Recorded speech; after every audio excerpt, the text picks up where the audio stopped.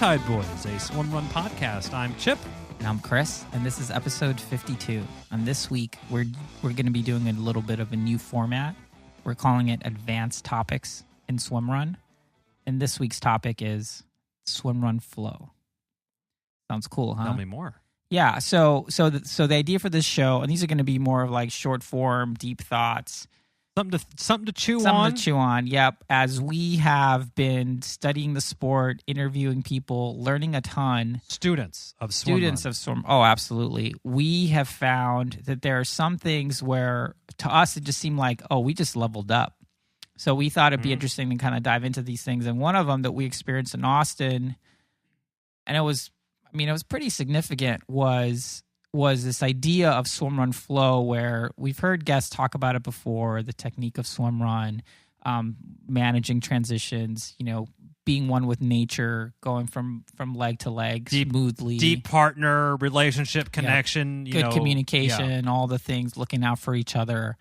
And when we raced Austin, there was one thing that I noticed that I think we've been partners for a while, so I think we already have a kind of a good thing going. But in that race in particular, my goal in that race was to try to get the best out of you, Chipper. The best performance. Physical. Yeah, just as much as I could get out of you.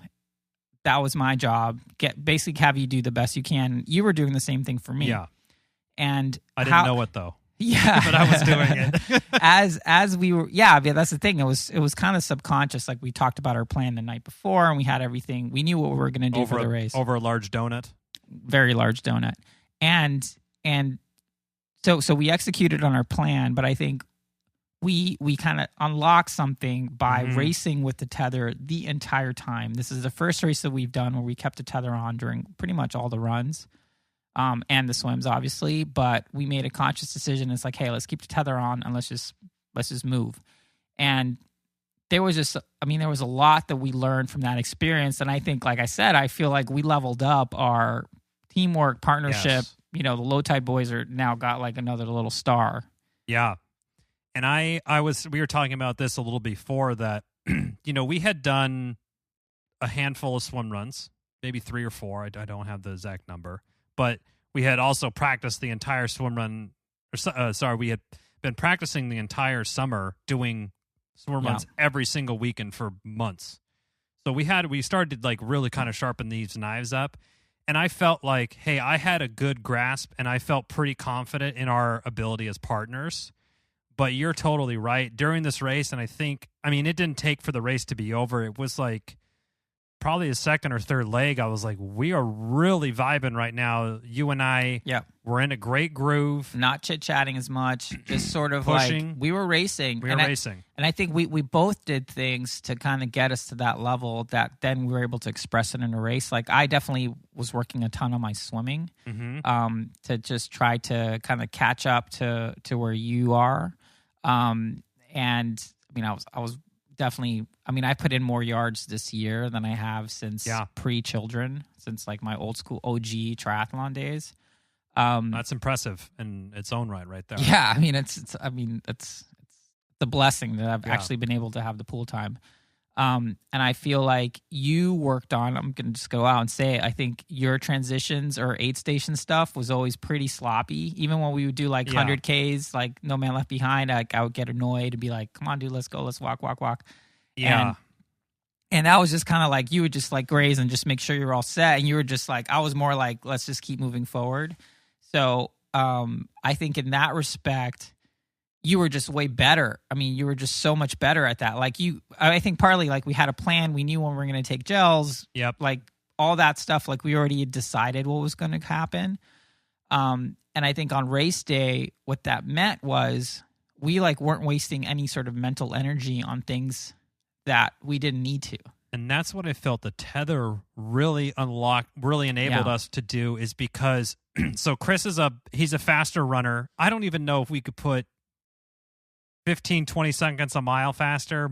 Is it more than that? I don't know. Well, I think our history, it's been that it's always been kind of fluid. Like there's been sometimes times I'm better shape than Chris. Sometimes he's better shape than me, exactly. Or he goes longer because he's got So there is ebbs and flows in our training cycles. Definitely. We haven't synced up. Yeah, and we definitely weren't synced up for this race. Like I've been doing like a ton of cardio and just like, just putting in riding like around mad Zwift hours. forever. Yeah, putting in mad hours, which was great. Like it was helping my mental mental health or whatever. But like going into the race, and we've talked about this before as well, like I knew that our sort of fitness levels were sort of imbalanced, but, 2 weeks before the race, we did a 3-hour swim practice and that was fine. So I wasn't worried about you, Chipper, kind of like blowing up on this, on the length of the race. And like, as the race developed, swims weren't super technical. So we sort of weren't wasting a lot of like mental effort on that. And I feel like as you were saying, what really unlocked it, I worked on my swim to kind of get me in a better position to kind of hold my own. You worked on your transitions and aid station time to kind of like make sure that we kept moving forward. And then the thing that really tied it all together was keeping the tether on. Yeah, you see what I did there? Keeping the tether on, you really get this, the ladies from the Swimrun Labs called this their umbilicus. And it really perfect word. I mean, the like perfect that, word for it. Where I was leading most of the runs, and I could feel Chipper whenever he was falling off the pace. I could just feel him just because like my hip would move or whatever. And I sort of knew exactly where he was at. So either if there was just like a little crest and we had to get over it, I would just keep the tension just to help him get over it. And if it was we're just flat, I would pull back a little bit. And honestly, it was surreal when the race was happening. I honestly didn't even think about it, and it wasn't even that obvious. Once we had gotten the length issue kind of sorted out, we had to do a couple knots and stuff. But running through the trees, I wasn't like, oh my God, is this going to get caught on a branch? And I think what was helpful for me is that I felt like I knew I was the weaker one on the run legs. So instead of me, and I mean, this could be a very personal thing, but like, if I keep talking to Chris, like, oh, sorry, man, I'm hurting, or like kind of, it could get you in a weird headspace that the tether, it was unspoken, that there was a complete understanding between Chris knowing how hard I was pushing or could push and not. And then there was even an instance where I was like, hey, do you want to push harder? We could go. And I felt like that was me. Chris had unlocked that from me, or I had that extra to give that I knew Chris wanted me to give that because I knew he had it in the tank. And I was like, I have it too, so we should definitely use it. We should definitely go. Yeah, for sure. Yeah, and I feel like there was just so much that could remain unspoken. And, we're good partners. And, like if I was pulling too hard, like you wouldn't have to tell me to slow down. I'd be like, obviously I need to like back off a little bit because he needs some time to get it back or whatever. But yeah, I think when we put it all together and having a plan before the race, like the night before, we were talking about when we were going to take aid. There was a specific spot where we already knew that Chipper that you wanted to cap down. So the second we got out of the water, I just, you unzipped and I pulled your bib up and I cabbed you down real quick, and we just wasted like 2 seconds. I mean, I think that nailing the transitions, no dogging in and out of the water, being really efficient at aid stations, and just continuing to move forward. I mean, we had our plan dialed in to, okay, at aid station 3, we're taking the caffeine gel. Yeah. Or we're taking this and 2 sips of water or 2 cups of water or whatever, and we're going. Or make sure we leave out of the aid station, we go left. I mean, we hadn't put that amount of prep into a race. I don't think I ever have.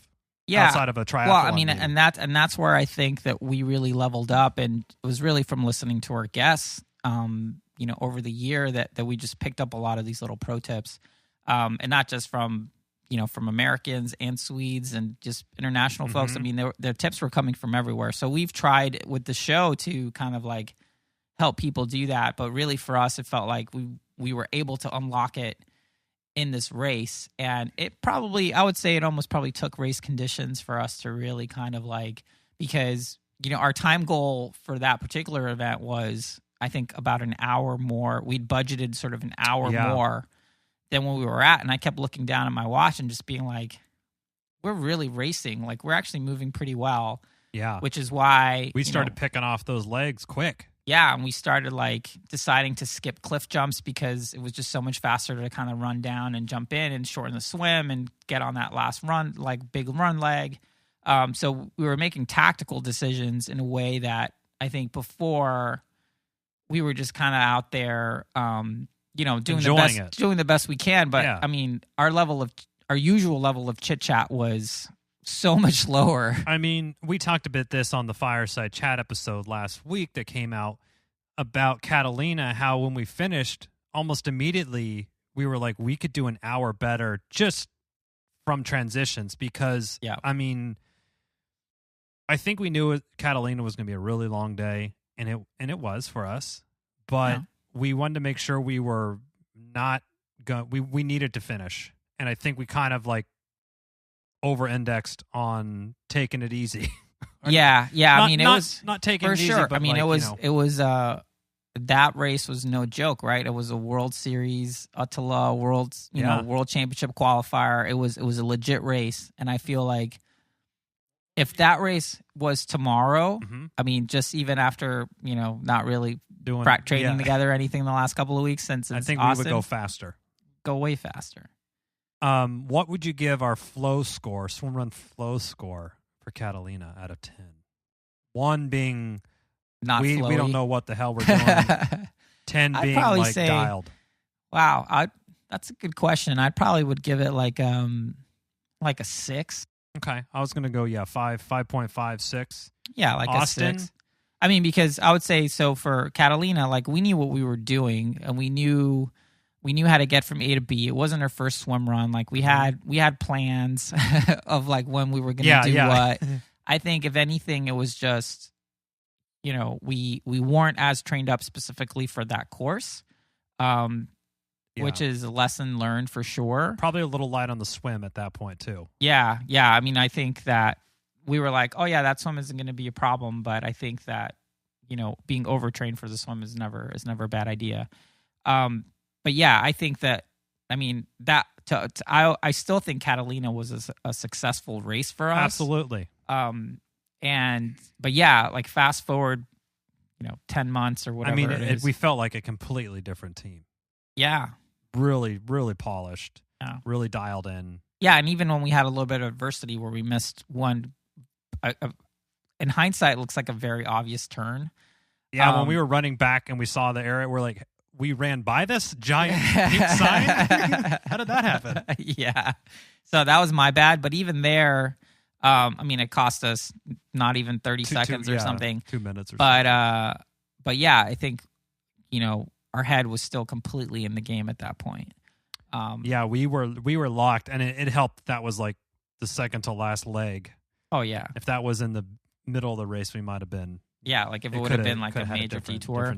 But yeah, I think what we're trying to share with this type of format is the fact, a couple of things. I think we're trying to share how we see that there's opportunities for growth for teams to really take it to the next level in some ways that are pretty low-hanging fruit. Mm-hmm. But I think the other thing we're trying to show is like the sport is actually, it's not just getting A to B. It's not just, there's so much to it that I think, I think all sports have this, but swimrun in particular, since every course is unique, every race it's its own puzzle. And I feel like where I really felt we had the flow, and I think when we're saying experiencing Swimrun Flow is like this puzzle is no problem.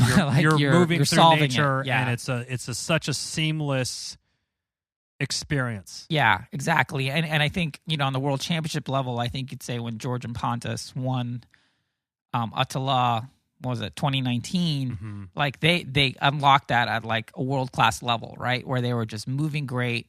Everything made all the right decisions. It's like a banner day. They're ready to go. It's like, and I felt like, could we have gone faster in Austin? Yeah, but it wasn't because of of any. It wasn't because of any. It was details, like you can always right? It was just fitness. swim faster. You can always run faster, and like training more hours or training a different way. That's kind of that's easy to fix. The hard part, it was like this mental game, right? Which is really like, I mean, I was so stoked after that race because it wasn't just that we had a good performance. Dude, even and we during finished, the race, it was. I was like, this isn't. I didn't want to say anything because I'm like, I hope Chris is feeling this way because if not, I don't know, something's up because like I feel really good right now. I feel amazing right now. And totally, Swimrun Flow, you don't have to be partners or BFFs or neighbors for years and years and years. You could easily have Swimrun Flow with a brand new partner on race day. Yeah, and that partner might not even speak your language.